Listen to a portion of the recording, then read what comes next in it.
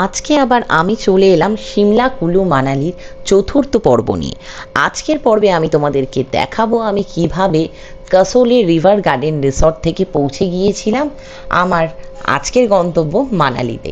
এর আগে তোমাদের কাছে আমি শেয়ার করেছিলাম হাওড়া স্টেশন থেকে নেতাজি এক্সপ্রেসে করে আমি ঠিক কিভাবে পৌঁছে গিয়েছিলাম কালকা স্টেশন, এবং সেখান থেকে টয় ট্রেন ধরে সিমলা, এবং সিমলায় দুদিন থাকা, লোকাল সাইট সিন ভিজিট, এবং তার সাথে দেখিয়েছিলাম আমি সিমলা থেকে কিভাবে কাসোল পৌঁছেছিলাম এবং কোথায় ছিলাম খাওয়া দাওয়া সম্পর্কে, এবং উইন্টারে গেলে তোমরা কি কি পরিস্থিতির সম্মুখীন হতে পারো, কি কি প্রবলেম তোমাদের দেখা দিতে পারে, এবং সমস্তটাই হোটেলের ডিটেলস থেকে শুরু করে খাওয়া দাওয়া সমস্তটাই ছিল আমার ব্লগে। তবে আজকে তোমাদের কাছে আমি শেয়ার করব যে কাসোলের রিভার গার্ডেন রিসর্ট থেকে আমি চলে যাব আজকে মানালি, এবং সেখানে আমি কি কি সাইট সিন করতে করতে যাব, এবং সেখানকার ভিউ সমস্তটাই, খাওয়া দাওয়া থাকা, কত খরচ, কীরকমভাবে গেলাম, ট্যুর প্ল্যানার সমস্তটাই আজকের ডিটেলসে থাকবে। তো চলো আর বেশি কথা না বাড়িয়ে আজকের ব্লগটা শুরু করা যাক।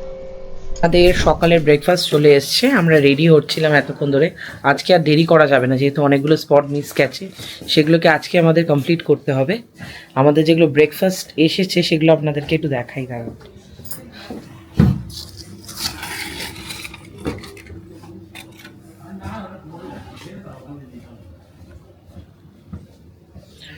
পুরি, ডাল আর স্যান্ডউইচটা এখনো অবধি এসে পৌঁছতে পারিনি, আসছে। আমরা পুরি ডাল খাবো। তো এখন আমি রেডি হয়ে গেছি, এরপর খাবার পালা। খেয়ে বলছি পুরিটা কীরকম রান্না হয়েছে। মর্নিং ব্রেকফাস্ট কমপ্লিট, আমাদের ব্রেকফাস্ট পুরো ডান। এখন আমরা বেরোবো, তো তাই জন্য আমরা পুরো তৈরি হয়ে গেছি, রেডি হয়ে। এখন কাসোলের ভিউটা আমাদের ব্যালকনি থেকে কেমন লাগছে এই মুহূর্তে। আজকে 29 তারিখ জানুয়ারির। তো কীরকম ভিউটা জাস্ট দেখুন আপনারা।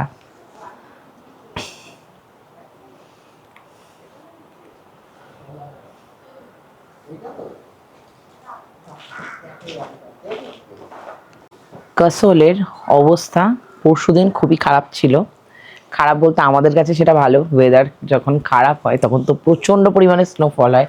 এর আগে আমি স্নোফল দেখেছি যদিও বা, কিন্তু এখনকার যে স্নোফলটা আমি দেখলাম সেটা কিন্তু এক অন্যরকম। কেন বলছি, এত সুন্দর এক্সপিরিয়েন্স হয়েছে স্নোটায় আমাদের। পুরো আমাদের চারিদিকটা ঢেকেছিল, আর গাছগুলো পুরো ক্রিসমাস ট্রির মতো হয়েছিল।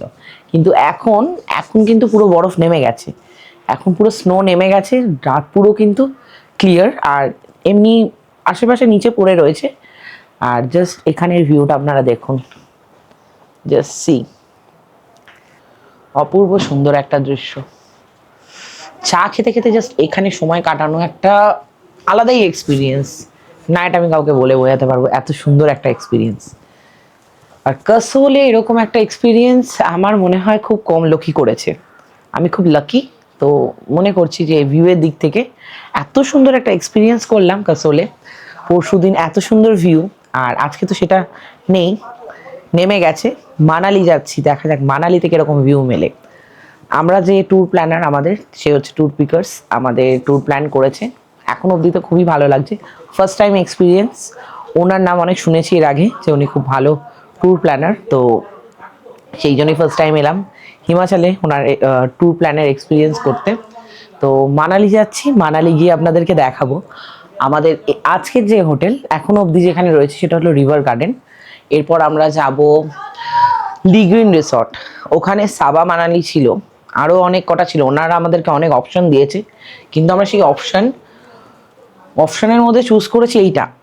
তো এখন যাচ্ছে আমাদের আজকের রিসর্টে লিগ্রিনটা কেমন হতে চলেছে সেটাও আপনাদেরকে দেখাবো। একটু আমাদের ব্যালকনিতে চলে এলাম চা খাওয়ার জন্য, আর একটা অনবদ্যকর দৃশ্য আপনাদের দেখানোর জন্য।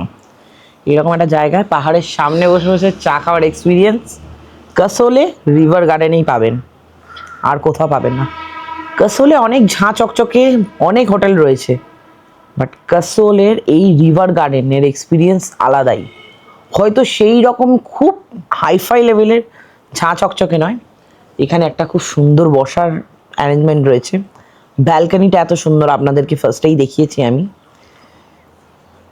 এই যে এই এক্সপিরিয়েন্সটা, পাহাড় দেখতে দেখতে এরকম ব্যালকনিতে বসে চা খেতে পারেন, বা টেন্টের মতো করা রয়েছে, ওটাতে বসে চা খেতে পারেন।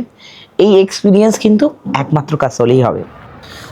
দেখলেন এখানকার হালতটা কিরকম, পুরো বরফ জমে ভর্তি, আর বরফগুলো শক্ত হয়ে গেছে আজকে, যেহেতু এখন অবধি কেউ হাঁটাচলা করেনি আর রোদটা সেরকমভাবে নামেনি, তাই বরফগুলো শক্ত হয়ে গেছে ঠান্ডায়।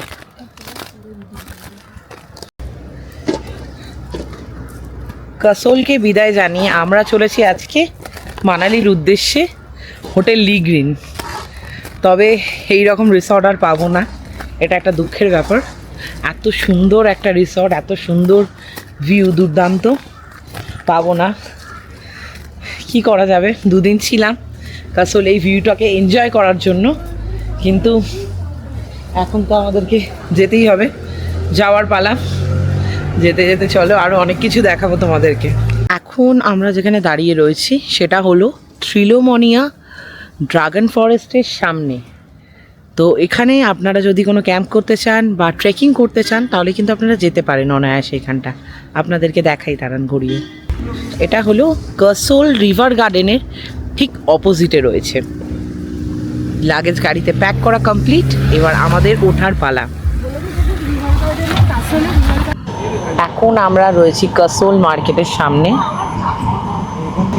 কাসোল মার্কেট থেকে আমরা পার করছি আর এখন যাচ্ছি আমরা কুলুতে। ফার্স্টে আমাদের কয়েকটা ভিজিট পয়েন্ট মিস গেছে, পার্বতী রিভারের রাস্তাটা বন্ধ, সেই কারণে যাওয়া যাবে না, বরফ পড়ে জ্যাম হয়ে গেছে। আর পুরোটাই এটা পার্বতী ভ্যালি, যেহেতু আমরা এখন কাসোলে রয়েছি পুরো রাস্তাটাই। তো এখন আমরা পৌঁছচ্ছি কুলুতে, আর যে যে স্পটগুলো মিস গেছে সেগুলো তো অবশ্যই করব, আর তার সাথে আজকে আমাদের ডে 5-এ যে স্পটগুলো রয়েছে সেগুলোও করব। তো এরকম একটা সুন্দর ওয়েদারে এত ভালোভাবে ঘুরছি আমরা, আর খুব ভালো এন্টারটেইনও করছি, তো সেই জন্য ব্লগটা কিন্তু দেখতে হবে। খুব মজা করছি, খুব আনন্দ করতে করতে যাচ্ছি। এত সুন্দর অভূতপূর্ব প্রকৃতি, কার না ভালো লাগে বলুন? আমরা তো কলকাতায় এগুলো পাই না, আমরা সারা বছর ওয়েট করে থাকি এগুলো দেখার জন্য। আর আমি কাসোলে যে ভিউ পেয়েছি সেটা তো খুব কম লোকই পেয়েছে, আমি কনফার্ম যে খুব কম লোক কাসোলে এরকম ভিউ পেয়েছে। লাক না থাকলে এই রকম ভিউ কাসোলে পাওয়া খুব চাপের আছে। আর আমি ভিডিওতেও ব্লগেও অনেকে দেখেছি, কিন্তু কাসোলে এরকম ভিউ কিন্তু পাওয়া প্রচণ্ড চাপের। আপনারা দেখছেন Sudipa creation and tour and travel চ্যানেলের ব্লগ, তো অবশ্যই আমাকে কিন্তু কমেন্টে জানাবেন যা যা আপনাদের বক্তব্য রয়েছে, যা যা ইনকোয়ারি রয়েছে সেগুলো আমাকে অবশ্যই বলবেন, আমি আপনাদেরকে সমস্ত ইনফরমেশন দিয়ে দেবো। আর ডিটেলস অবশ্যই চেক করবেন, তাতে দেওয়া থাকবে হোটেলের নাম্বার, ট্যুর প্ল্যানারের কন্ট্যাক্ট নাম্বার আমি শেয়ার করে দেবো আমার ডেসক্রিপশন বক্সে। আর যা যা কোয়ারিজ অবভিয়াসলি কমেন্টে করবেন, আমি কিন্তু তার উত্তর সেখানেই আপনাদেরকে দিয়ে দেবো। এখানে রাস্তায় একটি স্থানীয় কুকুরকে দেখলাম এবং কুকুরের গায়ে অতিরিক্ত পশম হওয়ার কারণে কুকুরটাকে প্রচণ্ড কিউট লাগছে, ওই জন্য একটু মাথায় হাত বুলিয়ে আদর করে নিলাম। আর আমার ভাইপো ও মাথায় হাত বুলিয়ে দিচ্ছে, আর কুকুরটা খুব খুশি, চুপচাপ দাঁড়িয়ে আছে ওখানে।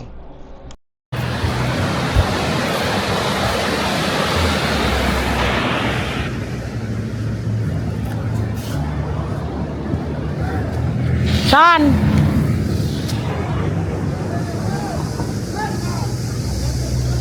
আমরা রয়েছি এই মুহূর্তে পার্বতী রিভারের সামনে।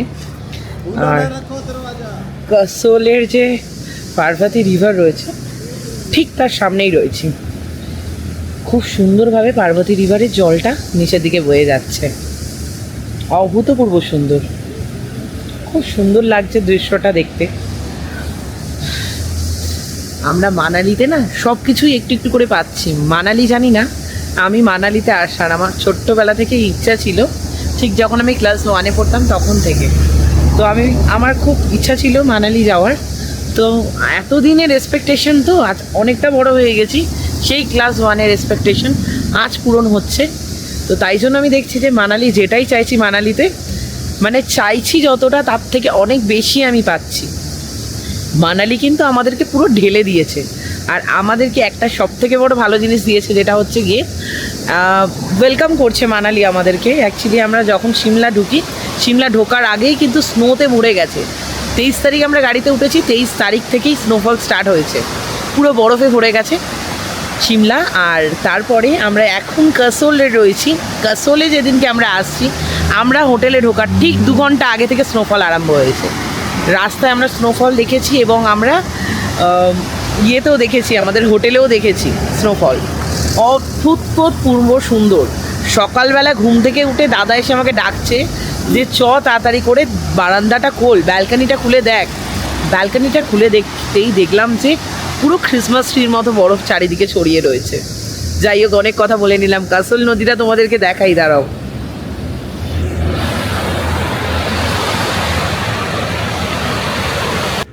এই মুহূর্তে পার্বতী রিভারের সামনে। পার্বতী রিভার ওই ওপরে তো যাওয়া যাচ্ছে না, তার কারণ হচ্ছে রাস্তাটা বন্ধ। রাস্তাটা বন্ধ, তো সেখানে যাওয়া যাবে না। এতটা পরিমাণ বরফ পড়েছে যে ওপরে জাম হয়ে গেছে, সেই জন্য জ্যামের কারণে এবং পুরো রাস্তা ক্লিয়ার নেই, খুব খারাপ রকম অবস্থা। সেই জন্য সেখানে না গিয়ে আমরা পার্বতী রিভারের সামনে নিচে চলে এসেছি। ওই নদী কিন্তু বয়ে আসছে, ওখানে পুরো বরফ, আর এখানে নদীর প্রবাহমান। চলো, ঠান্ডা লাগছে, গাড়িতে এবার উঠে বসি, আবার তো নেক্সট স্পট যেতে হবে আমাদেরকে। আমার কাছে কিন্তু কোনো গন্তব্যের থেকে অপরূপ সৌন্দর্যে ভরা এই রাস্তা বেশি প্রাধান্য পায়। আপনাদের কেমন লাগছে ব্লগটা অবশ্যই কিন্তু কমেন্টে জানাবেন। এখন আমি যেতে চলেছি পার্বতী রিভারের অপরূপ সৌন্দর্য দেখে নিয়ে এখন যাচ্ছি শল ফ্যাক্টরি, এবং দেখে নেবো সেখানে কি কি শল বিক্রি হচ্ছে এবং কত তার প্রাইস, এবং তা আপনাদের কাছেও আমি তুলে ধরবো। এখন আমরা চলে এসেছি এখানে কাসোলের যে মানালি যাওয়ার পথে শল ফ্যাক্টরিতে। শল ফ্যাক্টরির সামনে রয়েছি আমরা। একটু ঘুরে নিয়ে আমরা এই জায়গাটা আর আপনাদেরকে ঘুরিয়ে দেখাই। তবে আমার এত জিনিস কেনার হয়ে গেছে, আমি আর কোনো শাল কিনবো না, কিন্তু আপনাদের জন্যই এই ভিডিওটা করা। চলুন আপনাদেরকে একটু দেখাই শল ফ্যাক্টরিটা ঘুরিয়ে।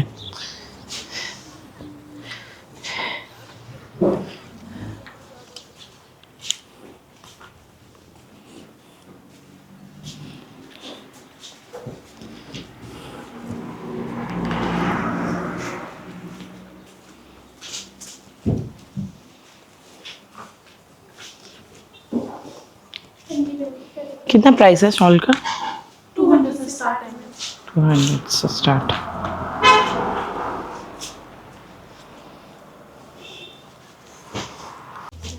ये कितना करके?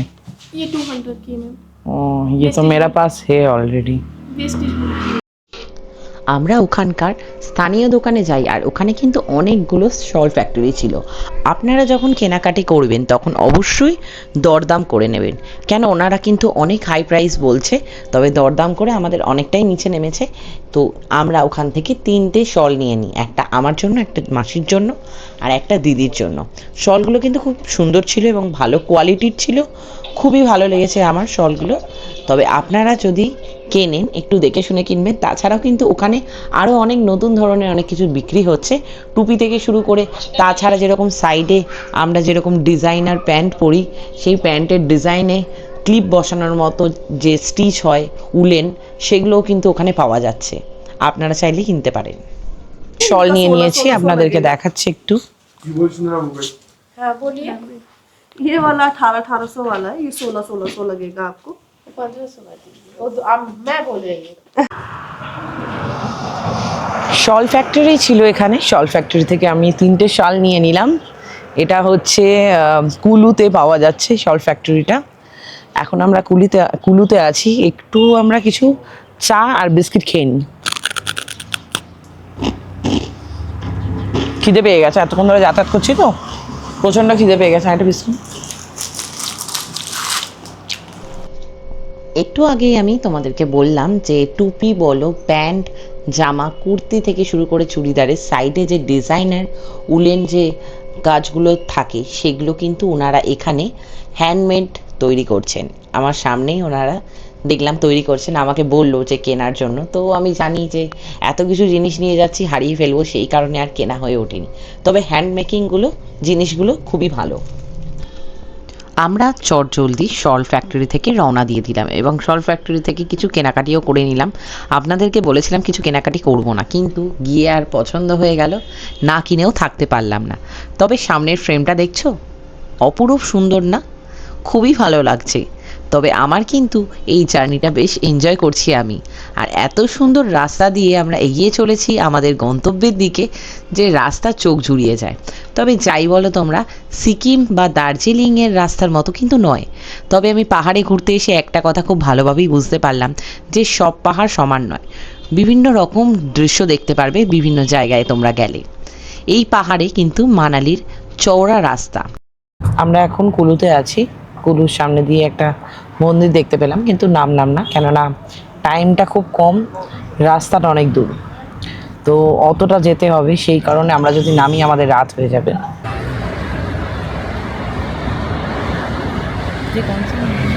এখন বিয়াস নদীর পাশ দিয়ে যাচ্ছি, দুর্দান্ত একটা ভিউ দেখতে পাচ্ছি। তবে এখানে অতটা পরিমাণ ঠান্ডা নেই, অনেকটাই গরম, প্রচণ্ড রোদ রয়েছে, প্রচুর রোদ। এখান থেকে মানালির ডিস্টেন্স প্রায় 37 কিলোমিটার এবং লের দূরত্ব হচ্ছে 512 কিলোমিটার এবং রোহতাং পাসের দূরত্ব হচ্ছে 91 কিলোমিটার। আমরা এখন যেখানে যাচ্ছি সেটা হলো আমাদের আজকে তৃতীয় গন্তব্য, অর্থাৎ আমরা এখন যেতে চলেছি আমাদের তৃতীয় গন্তব্য প্যারাগ্লাইডিং পয়েন্ট। তবে প্যারাগ্লাইডিং আমরা করব না, কেননা প্যারাগ্লাইডিং করতে গেলে অনেকটা সময় লাগবে এবং চার্জেস কিন্তু অনেকটাই হাই। তো যাই হোক, প্যারাগ্লাইডিং পয়েন্টে আমি পৌঁছে গেছি। এখন যেখানে রয়েছি এটা হলো প্যারাগ্লাইডিং পয়েন্ট আর রাফটিং পয়েন্টের সামনে দাঁড়িয়ে রয়েছি। এখান থেকে আপনারা প্যারাগ্লাইডিং চাইলে করে নিতে পারেন আর রাফটিংও করে নিতে পারেন। তবে আমরা এই কোনোটাই করব না, টাইম নেই, অনেক স্পট ঘোরার আছে। আর তার সাথে আরেকটা উপরি পাওয়া, যেটা হচ্ছে গিয়ে এই hot air balloon. Hot air balloon করতে গেলে কিন্তু এখানে চাইছে ফার্স্টে 1500, তারপর 1100 বলছিল, কিন্তু আমরা করবো না, সে সময় আমাদের কাছে নেই এই মুহূর্তে। আমাদেরকে অনেকগুলো স্পট কভার করতে হবে, স্পট মিস হলে চলবে না। এই যে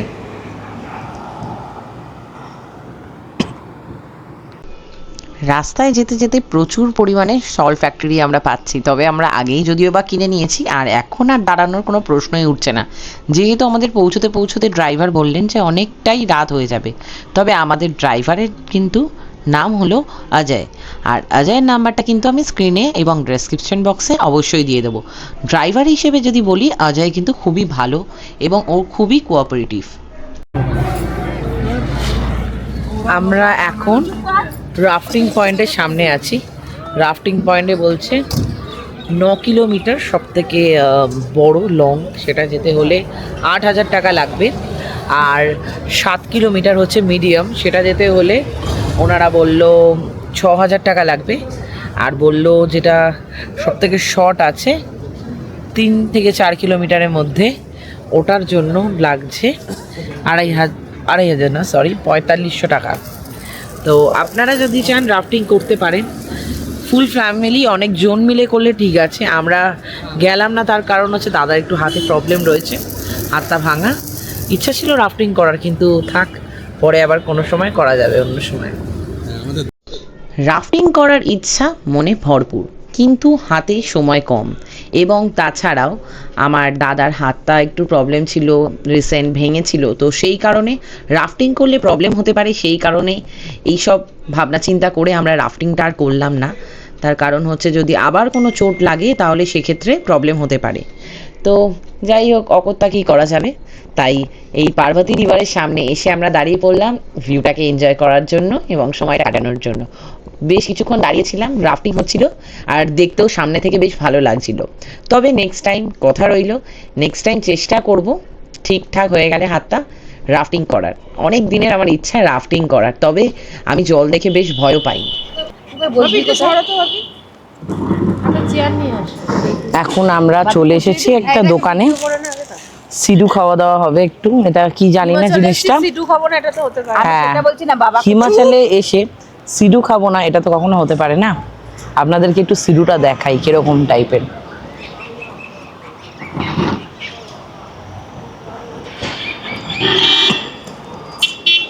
फेमस खाना क्या है? यहाँ का फेमस खाना मैम सिड्डू है, जो ऑथेंटिक फूड है हिमाचल का। तो सिड्डू को प्रिपेयर करने के लिए हम लोगों को काफ़ी टाइम चाहिए होता है और वो खाने के लिए इतना टेस्टी डिलीशियस होता है। और जब हम सिड्डू को सर्व करते हैं आप लोगों के सामने तो हमें बड़ी खुशी होती है कि आप लोग उसको इतने इंजॉय से खा रहे हो। तो सिड्डू जो हिमाचल आके अगर आपने सिड्डू नहीं खाया या राजमा राइस नहीं खाए हिमाचल के तो आपने कुछ भी नहीं खाया। और फेमस फिश तो आपको पता है ट्रॉट है, तो ट्रॉट फिश को खाने के लिए आप लोगों को कुल्लू भी आना चाहिए और आपको स्पेशल मतलब गेस करना चाहिए कि यहाँ का जो फूड है आपको कैसा लग रहा है, तो आप खाया करो यहाँ का फूड। हमें यही खुशी होती है कि आप हिमाचल आके हिमाचल वाला फूड खा रहे हैं। अच्छा, आपका दुकान का नाम क्या है? मेरी दुकान का नाम है शर्मा ढाबा है। ये 143 काउंटर के पास है, ये बवेली में है जो राफ्टिंग पॉइंट है। तो आप लोगों ने ज़रूर आना है। अभी दीदी आए थे तो इनका जो नेचर और बिहेव है बहुत ही अच्छा है और इन लोगों ने यहाँ हिमाचल का फेमस डिश खाया सिड्डू। तो मुझे भी खुशी हुई खिलाते टाइम कि इतने अच्छे गेस्ट को मैं सिड्डू खिला रही थी। तो आप लोग भी आएँ, दीदी के चैनल को सब्सक्राइब करें, लाइक करें और मेरी तरफ से भी इनको खूब प्यार दें क्योंकि ये बहुत ही अच्छे बिहेव के और बहुत ही अच्छे मतलब मुझे जैसा लगा मैंने यही बताया कि मैं हिमाचल के लोग वैसे भी दिल के बहुत अच्छे होते हैं। उनको जो लोग अच्छे लगते हैं वो उन्हीं के बारे में बताते हैं कि वो आप बहुत अच्छे हो। अब भी बहुत अच्छे हो, बहुत भी কিউট हो। বললাম আপনাদেরকে কিরকম এখানে কি কি ফেমাস ফুড আছে। সিডুটা খেলাম, পার্সোনালি বলছি খুব ভালো লাগলো। সিডু খেয়ে আমাদের খিদে পেয়েছিল, খিদেটা অনেকটাই মিটলো। এরপর আমরা গাড়িতে উঠে বসবো। পেটটা প্রচণ্ড ভরে গেছে খেয়ে দিয়ে, কফিটাও খেলাম গরম গরম, বেশ এবার একটু ভালো লাগছে। যাই হোক, ওখানকার স্থানীয় দোকান থেকে আমি সিডু খেয়ে নিলাম, ওখানকার ফেমাস ফুড। সিডু খেয়ে বেশ ভালো লাগলো। সিডুর ভিতরে পুর দেওয়া ছিল আলমন্ড বাদাম, বেশ টেস্টি এবং নতুনত্ব একটা খাবার ট্রাই করলাম বলতে পারেন, বেশ ভালোই লেগেছিল। এবং সিডু খেয়ে আমার এতটাই ভালো লেগেছিল যে আরেকটা সিডু আমি অর্ডার করে নিয়েছিলাম। যাই হোক, গন্তব্যে পৌঁছোই না পৌঁছোই এই যে রাস্তার এত সুন্দর ভিউ আর এই যেতে যেতে হট এয়ার বেলুনগুলোকে সামনে থেকে দেখছি উড়ে যাচ্ছে উপরের দিকে, বেশ দুর্দান্ত লাগছে এবং খুব সুন্দর লাগছে, একটা খুব সুন্দর ফ্রেম দেখতে পাচ্ছি। যাই হোক, এরপরে কখন কোন স্পটে পৌঁছবো সেটা তো জানি না, কিন্তু রাস্তাটাকে আমি বেশ ভালোভাবেই অনুভব করছি এবং খুব ভালোভাবে টাইম স্পেন্ড হচ্ছে। অনেকক্ষণ হয়ে গেল কিন্তু আমরা এখনও অবধি কেউ গন্তব্যে পৌঁছে উঠতে পারিনি। গন্তব্যে পৌঁছোই না পৌঁছোই পাহাড়ের এই রাস্তাটা এক অনবদ্যকর এক্সপিরিয়েন্স আমাদের কাছে চিরকালের মতো স্মরণীয় হয়ে থাকবে।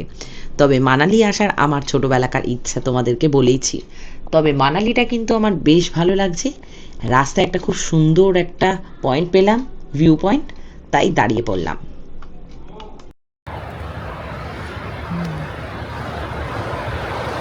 আমরা দাঁড়িয়েছি এক জায়গায় মানালি যাওয়ার পথে। আবার বরফ শুরু হয়ে গেছে আর বরফের সাথে সাথে ঠান্ডাটাও প্রচণ্ড পরিমাণে শুরু হয়ে গেছে, বীভৎস ঠান্ডা লাগছে। এখানের ওয়েদারটা প্রচণ্ডই আলাদা লেভেলের ঠান্ডা, কোনো কথা হবে না। আপনাদেরকে দেখাই, চলুন। এই জায়গাটা খুব সুন্দর, একটা দুর্দান্ত ভিউ আসছে, কিন্তু ঠান্ডাটাও তার সাথে দুর্দান্ত রকম।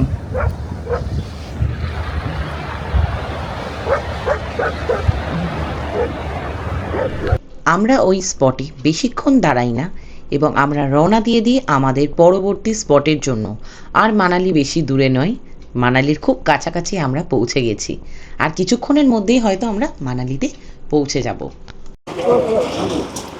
এখন আমরা একটা টুরিস্ট স্পটের সামনে রয়েছি যেটার নাম হলো ওয়ান বিয়ার, কিন্তু এতটাই বরফ পড়েছে তার কারণে এই স্পটটা বন্ধ, অতিরিক্ত বরফের কারণে। এরপর এখানে এসে আমরা জানতে পারলাম এখানে আরেকটা ট্যুরিস্ট স্পট রয়েছে যেটি ক্লাব হাউস, সেটাও এই বরফের কারণে বন্ধ। আপনাদেরকে বললাম না প্রথমেই যে উইন্টারে আমাদেরকে কি কি অসুবিধার সম্মুখীন হতে হয়েছে, এই অসুবিধার সম্মুখীন হতে হয়েছে। বেশিরভাগ মানালি ট্যুরিস্ট স্পট বন্ধ হয়ে গেছে এই বরফের কারণে। চারিদিকে বরফ পড়ে ভর্তি হয়ে গেছে।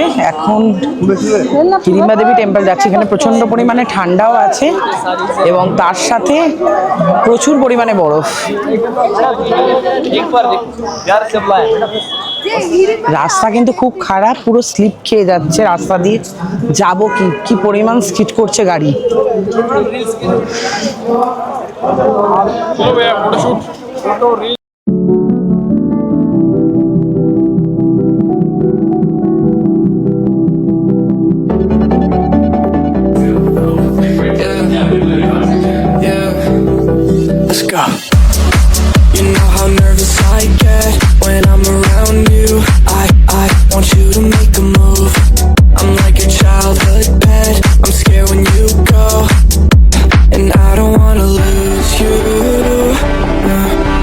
there's nothing you could do.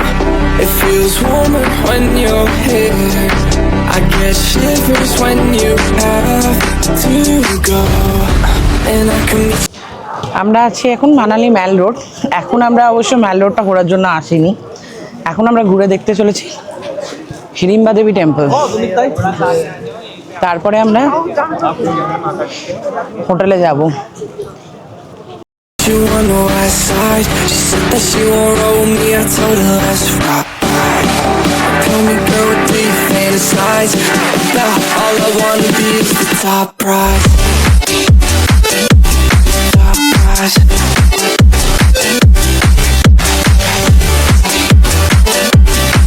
Oh my God. Top prize.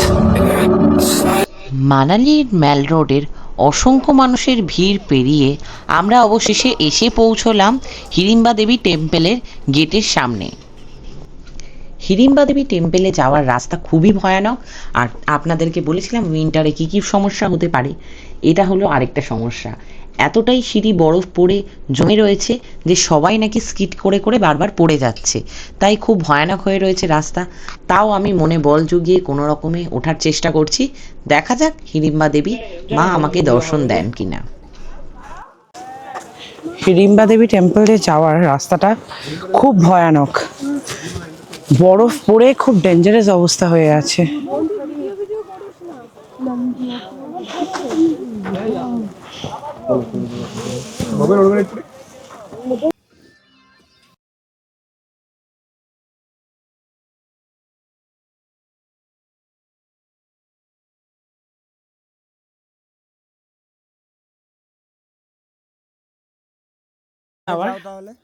রাস্তাটা জাস্ট দেখলেন কিরকম ডেঞ্জারাস।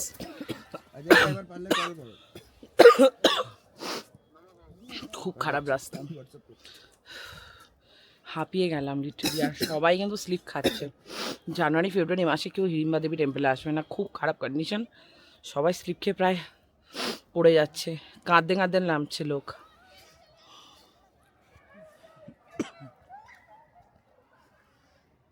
অবশেষে মাতা হিড়িম্বা দেবী টেম্পেলে আমি এসে পৌঁছলাম, কিন্তু নামতে পারবো কিনা সেটা নিয়ে ভীষণ ভয় হয়ে যাচ্ছে। আর হিড়িম্বা দেবী টেম্পেলে মাতার দর্শন কিন্তু আমি পেলাম না, যেহেতু মন্দির সন্ধে হয়ে গেছে বলে বন্ধ হয়ে গেছে। সেই কারণে মনটা প্রচণ্ডই খারাপ, তাই অগত্যা এবার নিচে নামার পালা আমার। তবে খুব সুন্দর একটা প্রকৃতির মাঝখানে এই মাতার মন্দির। এসে গেছি হিড়িম্বা দেবী টেম্পলের সামনে একদম, কিন্তু দুঃখের বিষয় হলো বন্ধ। বাইরে থেকেই ফটো তুলতে হবে। আর প্রচুর বরফ পড়েছে, প্রচুর প্রচুর। যেমনি ঠান্ডা তেমনি বরফ পড়েছে, আর তেমনি রাস্তাটা ভয়ানক। আমাদের আসতে অনেকটাই কষ্ট হলো, নামতে আরও প্রবলেম, থেকে থেকে খালি স্লিপ খাচ্ছি।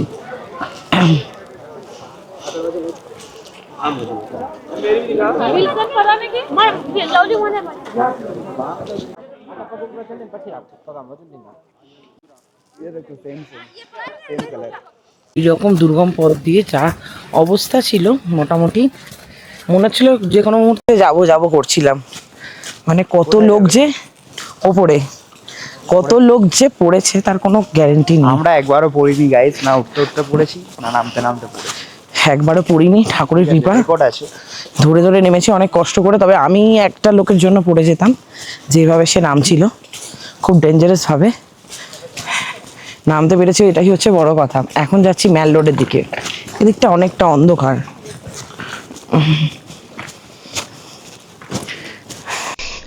মানালির মল রোড হিমাচল প্রদেশের এই জনপ্রিয় হিল স্টেশনের কেন্দ্রবিন্দু এবং প্রাণকেন্দ্র।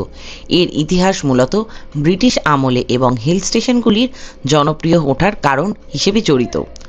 18 শতকে যখন ব্রিটিশরা ভারতে তাদের আধিপত্য বিস্তার করেছিল, তখন তারা গরম থেকে বাঁচতে পাহাড়ের ওপর হিল স্টেশন তৈরি করে। এই ধরনের হিল স্টেশনগুলি হাঁটার জন্য এবং স্থানীয় লোকজনদের সাথে যোগাযোগ করার জন্য যে প্রধান রাস্তা বাণিজ্যিক এলাকা তৈরি করা হতো তা মল রোড নামে পরিচিতি পায়। মানালির মল রোড এই ঐতিহাসিক কেন্দ্রবিন্দু হিসেবে সকলের কাছে বিকশিত হয়েছিল। মানালির ম্যাল এতটাই আকর্ষণীয় পর্যটকদের কাছে যে সন্ধে হওয়া মাত্রই মানালির ম্যাল রোড জুড়ে অসংখ্য লোকের ভিড় জমে এবং সেখানে কেনাকাটি করতে বিভিন্ন পর্যটকরা যান। এবং মানালি ম্যাল রোডেও আমি শুনেছি একটা বুদ্ধিস্ট মনেস্ট্রি রয়েছে, যেটা আমরা দেখতে পারিনি সময়ের অভাবে। তবে আপনারা যখন মানালি ম্যাল রোডে যাবেন অবশ্যই চেষ্টা করবেন যে দেখে নেওয়ার। এবং মানালি ম্যালের কাছেই রয়েছে হিড়িম্বা দেবী টেম্পল এবং ক্লাব হাউস, এটাও একটি পর্যটন কেন্দ্র। ম্যাল রোড পুরো বরফে জমে গেছে, আর তার সাথে আমরাও স্কাই পার্ক ক্যাফে রেস্টুরেন্ট থেকে থেকে খালি স্লিপ খাচ্ছি, এতটাই বরফ এখানে।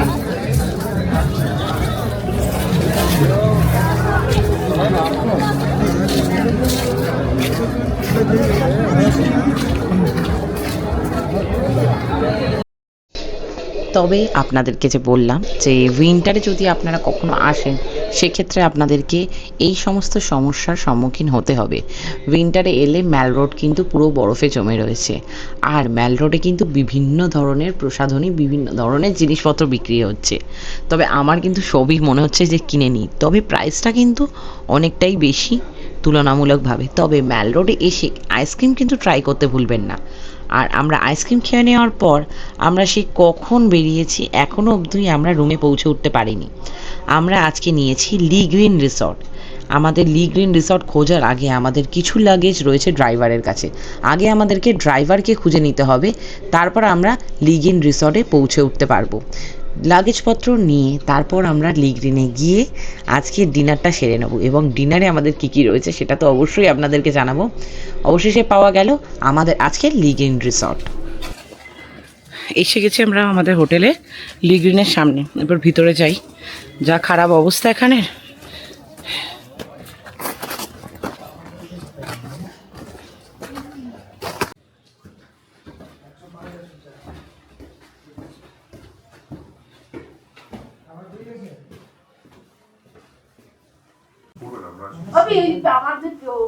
এখন আমি রয়েছি 105 নম্বর রুমে।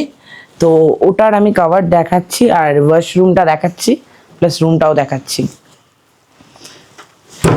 এখানে এরকম একটা ওয়ার্ড্রপ দিয়েছে, নিচে শু রাখার জায়গা,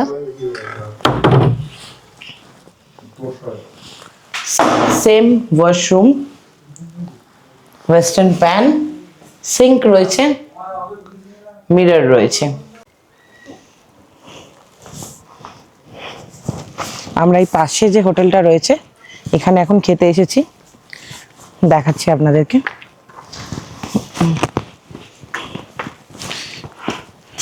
ঠান্ডায় না পুরো জমে গেছি, খাবো কি, আর প্রচন্ড টায়ার্ড হয়ে গেছি আমরা।